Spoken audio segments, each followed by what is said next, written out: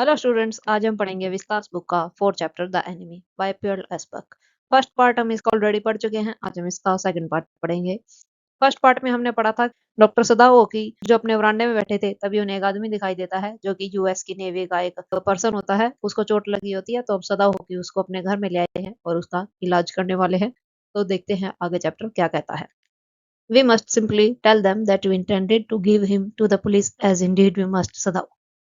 ये डॉक्टर सदाव होकी की वाइफ कह रही है कि हम अपने घर के नौकरों को बताएंगे कि हम इसको पुलिस को देने वाले हैं, इस आदमी को घर में ला। क्योंकि जो डॉक्टर सदाव है वो जापान में रहते हैं और उस टाइम पर अमेरिका और जापान का युद्ध चल रहा था। और वो जो आदमी उनके घर पर आया था अभी, वो अमेरिका की नेवी का एक अफसर था। We must think of the children and your position. हमें बच्चों और तुम्हारे डॉक्टर की पोजीशन के बारे में सोचना चाहिए। It would endanger all of us if we did not give this man over as a prisoner of war. अगर हमने इस युद्ध के बंदी आदमी को जापान की सरकार को वापस नहीं दिया तो हम सब खतरे में आ सकते हैं। Certainly सदाव agreed. सदाव इस बात से सहमत हो जाते हैं। I would not think of doing anything else. मुझे भी इसके अलावा कुछ करने के लिए समझ में नहीं आ रहा है। Thus agreed together they lifted the man. He was very light like a fowl that had been half starved for a long time until it is only feathers and skeleton. उन दोनों ने अग्री किया इस बात पर और दोनों उस आदमी को उठाकर अपने घर की तरफ चल पड़े। वो आदमी बहुत ही हल्का फुल्का था, एक बिल्कुल पत्ते की तरह, जैसे कि किसी आदमी को बहुत दिनों तक भूखा रखकर बिल्कुल सुखा दिया गया हो। अब उसके शरीर में सिर्फ और सिर्फ हड्डियों का ढांचा और शरीर पर जो स्किन होती है वो ही लगी हुई थी, मांस तो बचा ही नहीं था। So his arms hanging they carried him up the steps and into the side door of the house. उसके हाथ उनके आगे लटक रहे थे क्योंकि वो दोनों उसको कैरी कर रहे थे। और वह उसको अपनी सीढ़ियां चढ़ाकर घर के साइड दरवाजे की तरफ से अंदर ले जाते हैं। This door opened into a passage and down the passage they carried the man towards an empty bedroom. ये एक पैसेज मतलब एक होल टाइप में खुलता था ये दरवाजा, और वहां से ये इस आदमी को एक खाली बेडरूम में ले गए। बेडरूम मतलब जहाँ पर बेड होता है और सोने के लिए स्पेस होता है। खाली बेडरूम था, वो कोई यूज नहीं करता था उसे। It had been the bedroom of Sadao's father and since his death it had not been used. ये सदाऊ के पिता का बेडरूम था और उसकी मौत के बाद ये किसी ने यूज नहीं किया था। They laid the man on the deeply matted floor. उन्होंने आदमी को जमीन पर लेटा दिया। मैटेड फ्लोर का मतलब है कि फ्लोर के ऊपर मैट बिछा हुआ था। Everything here had been Japanese to please the old man who would never in his own home sit on a chair or sleep in a foreign bed. जो सदाओ के पिताजी थे वो पूरे तरीके से जापानी थे और वो बिल्कुल पसंद नहीं करते थे किसी विदेश के बने हुए बेड पर सोना या किसी कुर्सी पर बैठना। वो उस मैट मतलब जो कमरे में फर्श पर कालीन बिछा हुआ था उस पर ही बैठते थे, उस पर ही सोते थे। हाना went to the wall cupboard and slid back a door and took out a soft quilt. हाना अलमारी में से एक रजाई निकाल कर ले आई। She hesitated. वो थोड़ी सी हिचकिचाई। The quilt was covered with flowered silk and the linens were pure white silk. जो रजाई थी उसका जो कवर था वो व्हाइट सिल्क का था। अब कोई खून से लथपथ आदमी है और गंदा आदमी है, उसको देने में वो बेचारी हिचकिचाएगी तो जरूर। उस पर फूल भी बने हुए थे। He is so dirty she murmured in distress. उसने मुंह बनाते हुए कहा कि ये कितना गंदा है।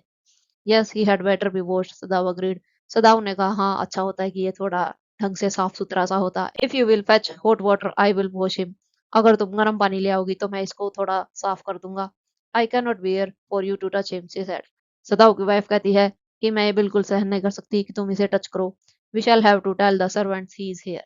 हमें नौकरों को बता देना चाहिए कि वो यहाँ पर है। I will tell Yumi now she can leave the children for a few minutes and she can wash him. Yumi इनकी नौकरानी है, वो कहती है कि मैं यूमी को बता देती हूँ, वो थोड़ी देर बच्चों को छोड़कर इस आदमी को साफ कर देगी। ये तुम्हारा काम नहीं है, तुम नहीं करोगे Sadao. Sadao considered a moment. Let it be so he agreed. You tell Yumi and I will tell the others. Sadao ने एक पल के लिए सोचा और फिर कहा चलो, जो ऐसा तुम कह रही हो वैसा ही ठीक है, तुम यूमी को बताओ, मैं बाकी नौकरों को बता देता हूँ। But the utter pallor of the man's unconsciousness face moved him first to stoop and feel his pulse. पर सदाव ने पहले झुककर उस आदमी की चलती हुई नब्ज को चेक किया कि चल भी रही है या फिर वो मर चुका है। अटर पलर मतलब कि वो आदमी पीला पड़ चुका था, इतना खून जो बह चुका था उसका। स्टूप का मतलब नीचे की तरफ झुकना। इट वॉज फेंट बट इट वॉज देयर। जो उसकी पल्स है मतलब जो हाथ की नब्ज है उसकी, वो धीरे धीरे चल रही थी, बिल्कुल गुम होने की थी पर वो थी। He put his hand against the man's cold breast. The heart too was yet alive. उसने फिर उसकी छाती पर हाथ रखा और उसका जो दिल था वो भी चल रहा था। चल रहा था मतलब धड़क रहा था। He will die unless he is operated on, सदाव said considering. सदाव ने कहा कि अगर अभी इसका ऑपरेशन नहीं किया गया तो ये बेचारा मर जाएगा। The question is whether he will not die anyway. Question ये था कि क्या वो वैसे नहीं मरेगा, अगर उसका ऑपरेशन किया जाएगा तो क्या वो मरेगा नहीं। हाना cried out in fear, don't try to save him, what if he should live.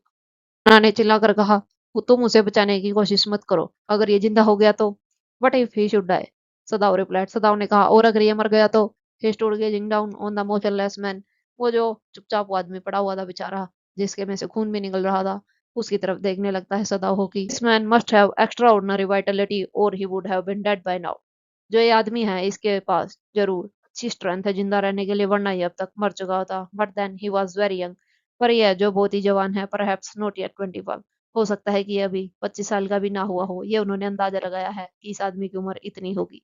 You mean die from the operation? Hana asked. Hana ने पूछा, क्या तुम ये कह रहे हो कि अगर ऑपरेशन के दौरान मर गया तो? यस, सदाओ सेड। सदाओ ने कहा, हाँ, अब तुम बिल्कुल ठीक समझी हो। Hana considered this doubtfully and when she did not answer, Sadao turned away. Hana ने इस पर एक पल के लिए सोचा और कोई जवाब नहीं दिया। सदाओ ने जब कोई जवाब नहीं सुना तो वो दूसरी तरफ घूम गया। At any rate something must be done with him, he said, and first he must be washed. इस पल हमें इसके साथ कुछ तो करना ही होगा, और पहली चीज ये होगी कि हमें इसको थोड़ा साफ सुथरा कर देना चाहिए। He went quickly out of the room and Hana came behind him. वो जल्दी जल्दी कमरे से बाहर चला गया और हाना उसके पीछे पीछे आ गई। She did not wish to be left alone with the white man. उसकी कोई इच्छा नहीं थी कि वह उस गोरे आदमी के साथ कमरे में अकेली रुके। He was the first she had seen since she left America. Now he seemed to have nothing to do with those whom she had known there. जब से वो हाना और सदाओ अमेरिका छोड़कर आए थे, हाना का ये पहला अमेरिकन अंग्रेज आदमी था जो कि उसने देखा था।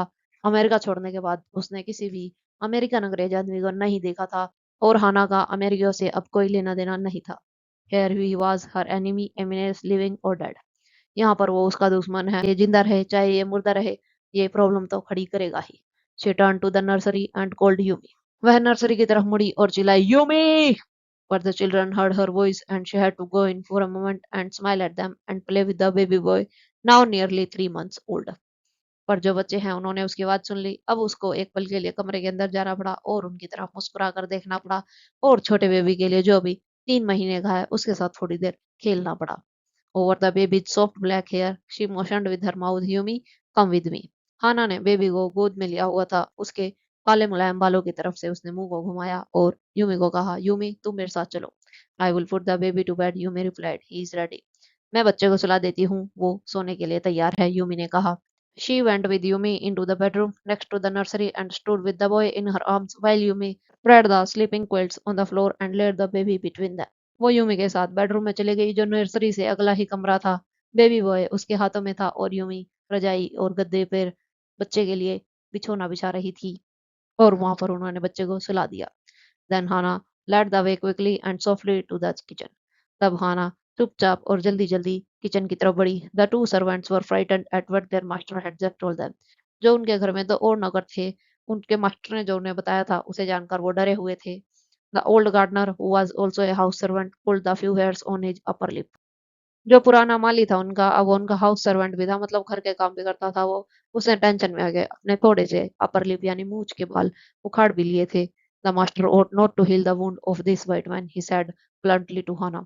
जब हाना रसोई में गई तो वो माली हाना को एकदम से पूछता है कि मालिक ये तो नहीं सोच रहे कि वो इस अंग्रेज आदमी के घाव को ठीक कर देंगे। The white man ought to die. इस अंग्रेज आदमी को मर जाना चाहिए। फर्स्ट ही वाज शॉट, पहले उसको गोली लगी थी।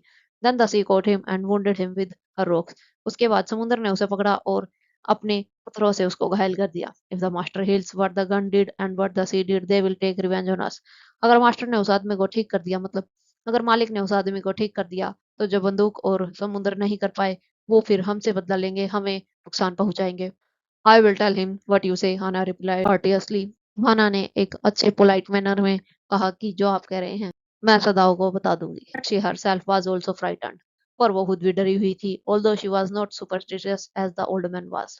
पर वो अंधविश्वास में विश्वास नहीं रखती थी जैसे कि वो बूढ़ा आदमी रखता था। तो स्टूडेंट्स, इससे आगे का चैप्टर की सदाओ उसका कैसे इलाज करता है, वो बचता है या नहीं, या वो मर जाता है या वो बच जाता है और उसके बाद सदाओ उसको जेल भेज देता है, ये सब हम अगले पार्ट में जानेंगे। अगर आपको अब तक के चैप्टर में कोई डाउट है तो आप कमेंट सेक्शन में डाल दीजिएगा। Thank you.